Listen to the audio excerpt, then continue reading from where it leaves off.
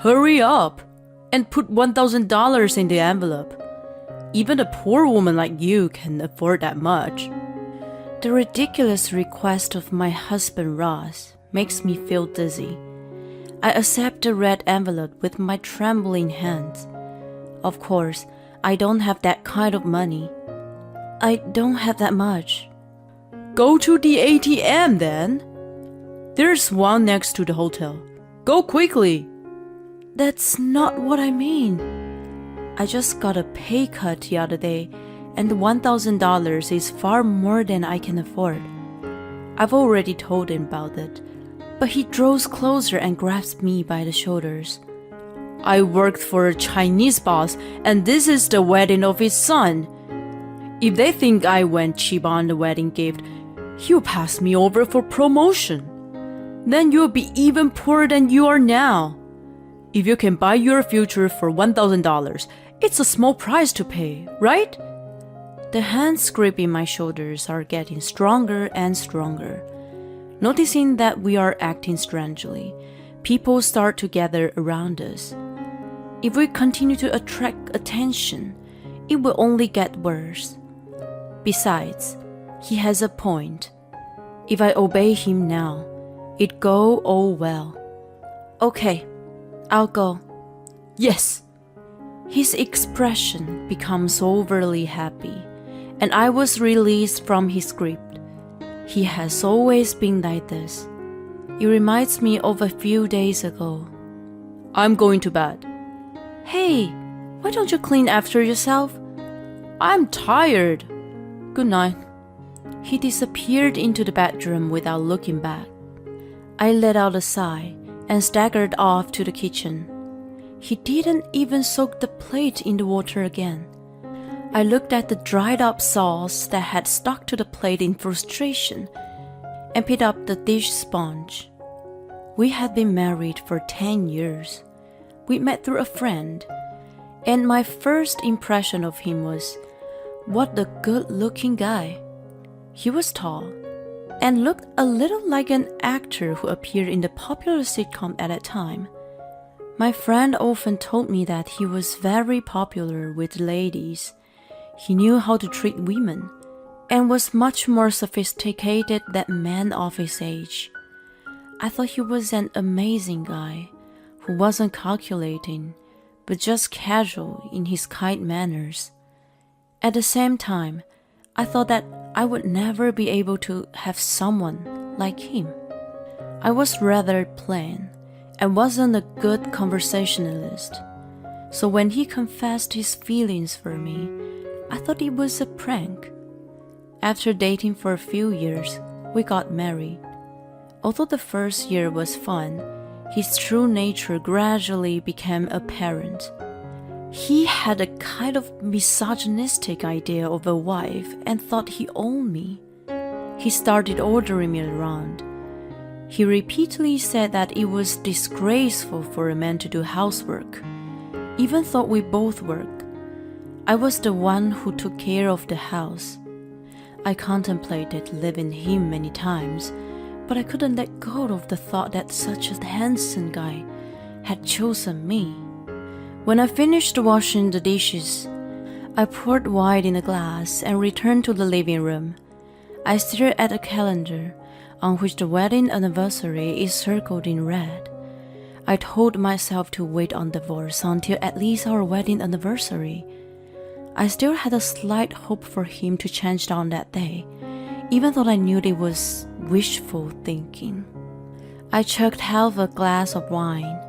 On the day of the anniversary, I took the day off and Ross was getting ready for work. I was disappointed, realizing that I had set my expectations too high after all. Suddenly, he handed out a note to me. There was a name and address of a hotel written on it. Be there at 5 p.m. I took a half day off, so I'll head there directly from work. Is this? Dress nicely. Do you still have that gray dress you bought a while ago? Wear that. As soon as he finished, he breezed out of the house.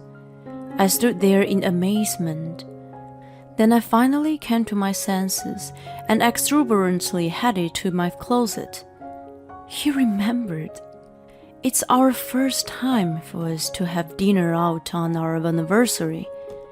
I put out the dress that had been neglected in the back of the closet and spun around in place. I knew the wonderful man was still inside of him.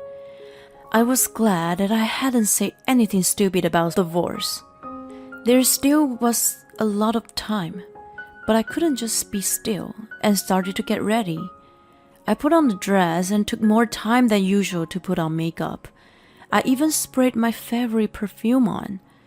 I put on the earrings that Ross had bought for me a long time ago. After getting my hair done at the salon, I headed to the hotel. I looked at myself in the mirror and was satisfied with the reflection of what might be the most beautiful self I had seen since my wedding. When I arrived at the designated floor, I saw a swarm of people gathering there. Ross was in the middle of it, playing with his phone.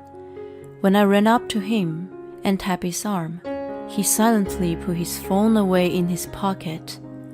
So many people here. Are we having dinner here? Dinner? It's our anniversary dinner, right? I was surprised when you suddenly told me. He seems to be confused, which made me anxious. You arranged dinner for our wedding anniversary, right? I never say that.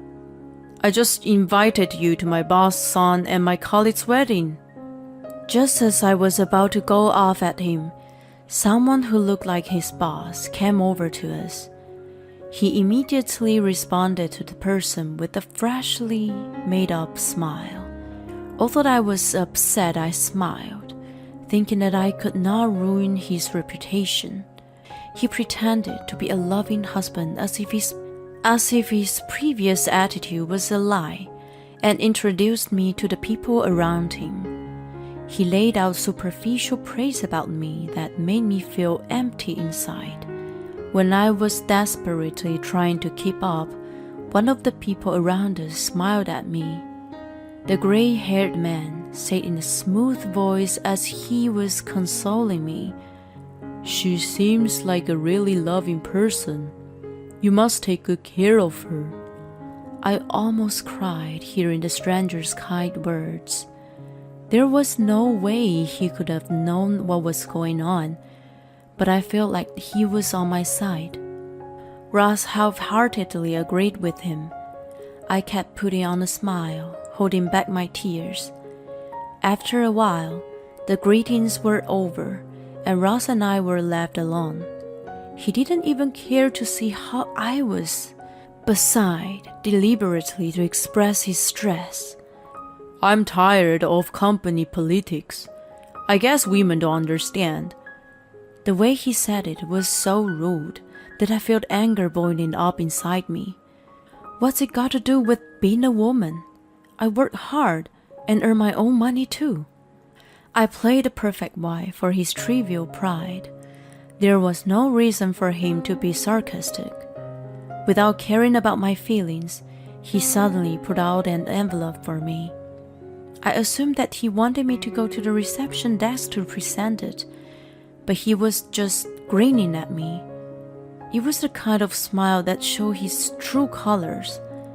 "Hurry up and put $1,000 in the envelope. Even a poor woman like you can afford that much." His ridiculous request made me feel nauseous. I accepted the envelope with trembling hands. Of course, I didn't have that kind of money. My salary had recently been revised and reduced. The fresh memory of my boss apologizing to me popped into my head. "I don't have that kind of money." "Why don't you just go to the ATM? There is one next to the hotel. Go quickly." "That's not what I mean." He drew closer and grabbed me by my shoulders. "I work for a Chinese boss, and this is the wedding of his son. If they think I went cheap on the wedding gift, he'll pass me over for promotion. Then you'll be even poorer than you are now. If you can buy your future for $1,000, It's a small price to pay, right?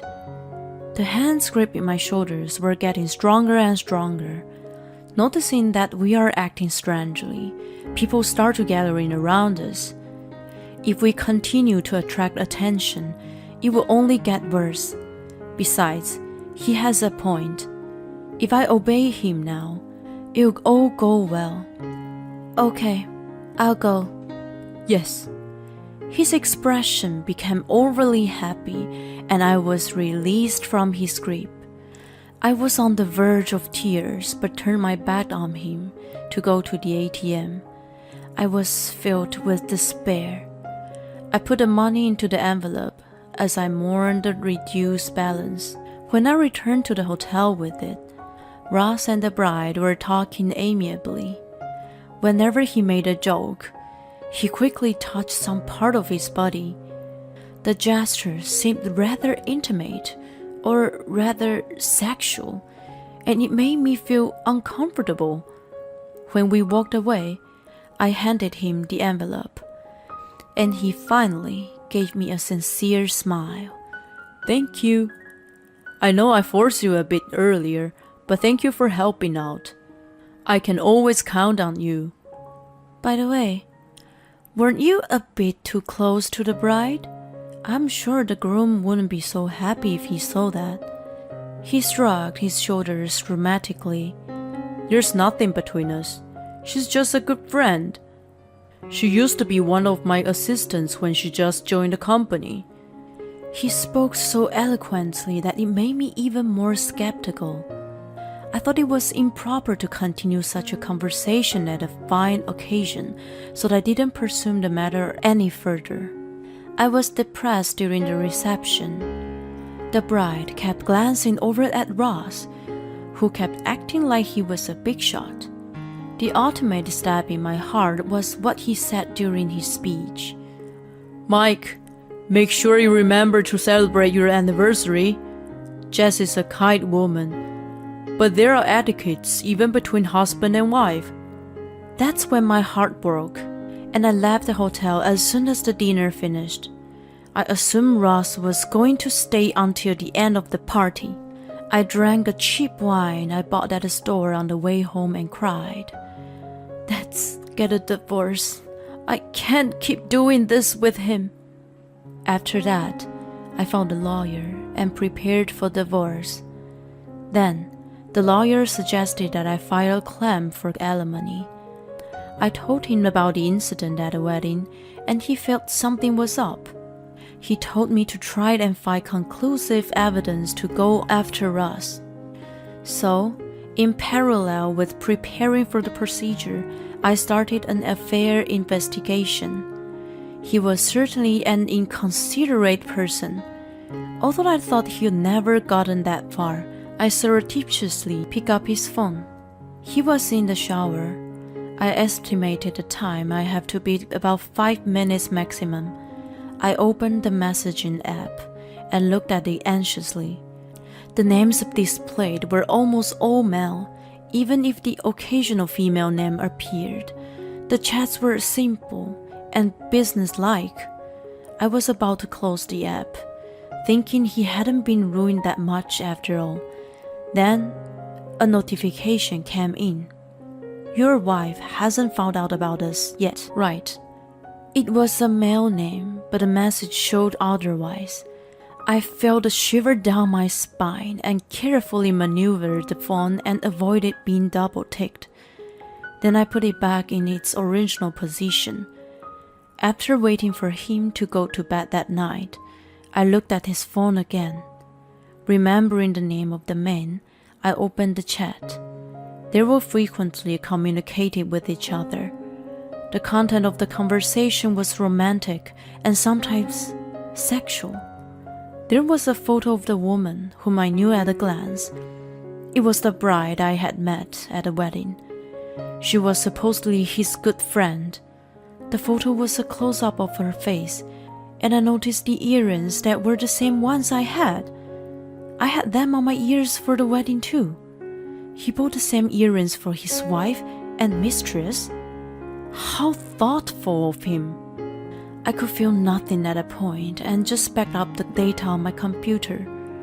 Then I sent the data to my lawyer right away.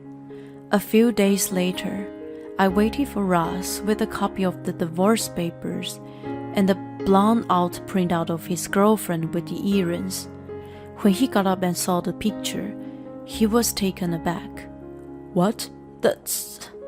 "Good morning. Can you go through these before you leave? I don't have to explain this picture to you, do I?" "You snooped around on my phone? You're a criminal!" He ripped the picture into pieces, but it was a useless act. "I've saved all the message and the picture. You know, you're totally busted, right? I'm making sure you paid alimony." "Is this the result of using your peanut brain? Fine, I'm ready to fight." "I'm relieved to hear you say that. Let's see how you win from here." I showed him the amount of alimony and the list of the evidence of the affair I had gathered. The momentum he just had seemed to fade away. "What's wrong?" What the heck? I'll forgive you. I'll let go of the fact that you snooped around." "What are you talking about? I'll move out as soon as we file for divorce." "What do you think you're going?" "I feel sorry if you become homeless, so I'll let you stay." "Don't worry. I've already taken care of that." Realizing that I wasn't going to be talked out of it, he slumped his shoulders. "I can't pay this kind of money right now. Can you please not divorce me?" He looked so small. Maybe that's why my heart ached a little, even though I didn't need to feel sorry for him. I thought he really was remorseful. I questioned myself if it was right to cut off someone I had been for 10 years. Such thoughts crossed my mind, and the divorce filing was put on hold. It was next day the drama unfolded. "Is this Natalie?" "Ross collapsed in the office just now." "Oh my God!" I panicked and rushed to his office. As soon as I ran into the conference room I had been pointed to, I found Ross lying on the floor and his girlfriend next to him. When she saw me, she awkwardly left the room. Although I thought about going after her, I couldn't leave Ross lying there alone. Then the door opened. "Huh? Are you alone? Jess was supposed to be watching him. She's a good friend of Ross. Just got married the other day." The guy excused himself, saying that the ambulance had arrived and needed to escort the paramedic, and left. When I saw him off, I noticed a trash can. There was a torn of stockings shoved haphazardly in there. I wondered why there was such a thing there and picked it up. I remembered that Jess seems to be bare legs. "Natalie?" He opened his eyes, and when he saw my hand, he stood up suddenly. He tried to take the stockings away from me, so I reflexively backed away from him. "What's the matter with you all of a sudden?" "Give it to me!" "Why do you want the torn stockings so badly?" I looked closely at his suit, which was wrinkled in places. Then the dots was finally connected in my head. I rolled up the stockings and hid them behind my back. "Oh, now I got it. You're unfaithful to me at work." "I don't know what you're talking about." "She called the ambulance, didn't she?" "It was a man who called me. Poor guy was put in the middle of it." "I saw your girlfriend sitting next to you. She ran away as soon as she saw me." When I was talking, the paramedics and his colleagues came running into the room. They must have sensed something was amiss and looked at us silently. "It was your own fault that you collapsed. Aren't you ashamed to have caused so much trouble for so many people?" I explained the situation to the paramedics, and then I went to file the divorce right away. On that same day, I left my home and headed to my parents' house. Both of them gladly accepted me back. That night, I received numerous calls from Ross. He was so persistent that I reluctantly picked up the phone in the end. "Hey!" "I filed the divorce papers today. Happy separation anniversary. You made a speech about cherishing the anniversary and never forgetting it. Oh, and the alimony will be paid in the 12th of every month. Then even you won't forget." I hung up on him and immediately blocked his number. A few months later, I'm finally relaxing after settling in a new place. It's been a long time since I lived alone, but it really feels good. After the collapsing incident, Ross and Jazz were heavily criticized by their colleagues and resigned voluntarily. Bad reputation has spread within the same industry, and they were struggling to find a new job. The two seem to have been driven into what Ross calls poverty. He's still making alimony payments, thought it could stop at any time. Even without the alimony, I'll be able to make a living, but I have no plan to withdraw it. I see it as a purification for him as well. I have a good job now, and I also have time for my hobbies. It's great for me to be able to resume hand-making goods. In addition to feeling more relaxed, I'm now able to earn a side income too. I was shocked when I realized how much time I had wasted on that man. I feel powered up and being more active than ever, trying to make up for the loss now. Oh no, it's late. I'm supposed to have a coffee with a friend today. The sun is shining warmly through the window as if to bless my new life.